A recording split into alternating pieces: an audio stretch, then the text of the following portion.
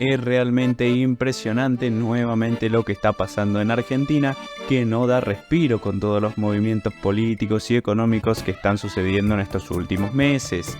Pero tienen que saber, amigos, qué pasó con la famosa ley ómnibus de Javier Milei, cómo sigue ahora el proceso de ella, por qué desde el propio espacio de Javier Milei decidieron levantar la votación y volver a empezar. Quédate porque vamos a ir respondiendo a estos interrogantes a lo largo del video.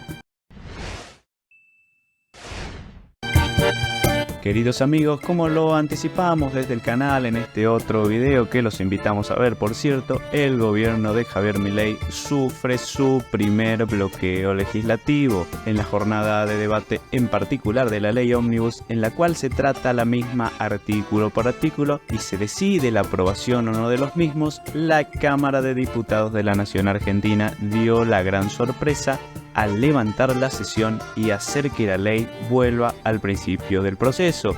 Y seguramente todos nos estamos preguntando lo mismo en estos momentos. ¿Y ahora qué pasará? Sencillamente, amigos, la ley vuelve a donde estaba hace algunas semanas. Así es, amigos, ¿recuerdan hace unos días cuando en Argentina se festejaba de un lado de que el gobierno había obtenido el tan nombrado dictamen de mayorías? Efectivamente, es a ese punto donde se vuelve.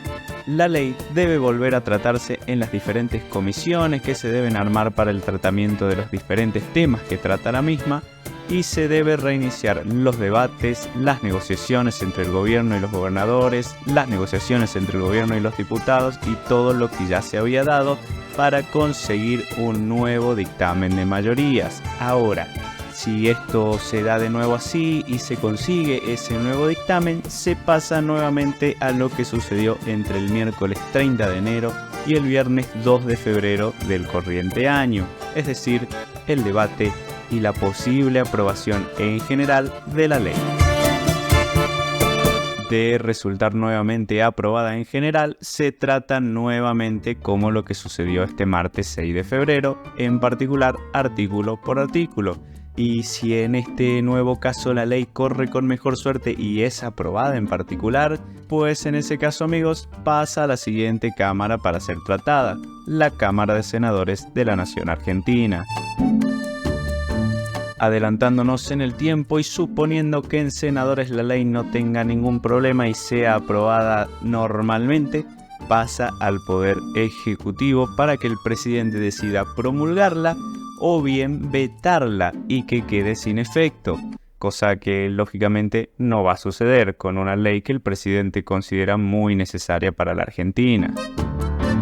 Continuando con el video, queridos amigos, lo que más llamó la atención de propios y extraños es el hecho de que fue del mismo espacio de La Libertad Avanza que decidieron frenar el tratamiento de la ley y volverla, como dicen, a foja cero. Y esto no fue otra cosa que una estrategia política. Y para entenderla debemos preguntarnos cómo venía siendo el proceso de la ley hasta ahora. Evidentemente, más allá de que le llamaron una ley prácticamente para refundar la Argentina, desde ya, amigos, eso es una exageración.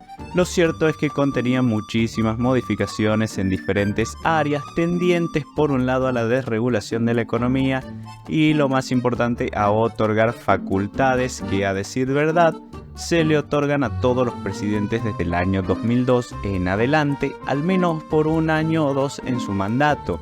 Estas facultades le permiten aplicar modificaciones que el Poder Ejecutivo considere necesarias sin necesidad de todo el proceso de pasar por el Congreso, es decir, dejando un poco de lado el Poder Legislativo. En otras palabras, dejando un poco de lado a diputados y senadores. Sí, amigos, por eso le llaman superpoderes. Ahora bien, el proyecto principal a lo largo de los días fue paradójicamente siendo pasado por la motosierra. De contar con más de 600 artículos pasó a tener tan solo poco más de la mitad por justamente las negociaciones que fue manteniendo el gobierno. Sin embargo, en ese proceso hubo gran cantidad de escándalos que fueron saliendo a la luz. Ejemplo de ellos puede ser el hecho de que los diputados firmaron un dictamen de aprobación que luego, dicen ellos mismos, fue cambiado por otro de la noche a la mañana, un poco extraño. o bien el hecho de amedrentar a los propios legisladores y gobernadores, expresando, por ejemplo, el ministro de Economía, que sería por su culpa, dicho de otra forma, que de no aprobar la ley, el ajuste sea más feroz sobre la ciudadanía. Estas cuestiones hicieron en cierto modo perder algo de credibilidad al proceso. Sin embargo, el propio presidente Javier Milei y sus ministros encargados de las negociaciones siempre fueron firmes en decir que lo innegociable eran justamente las facultades delegadas al presidente. Y es justamente por ese tema, amigos, que terminó cayendo la ley.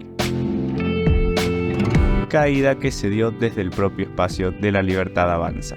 En pleno tratamiento del artículo 5 de la ley, donde se establecían las facultades delegadas, se empezaron a rechazar los incisos donde estaban específicamente ellas, por lo cual los diputados representantes de La Libertad Avanza decidieron llamar a un cuarto intermedio y luego de ello mocionaron para levantar la sesión y que la ley vuelva a la etapa de comisiones.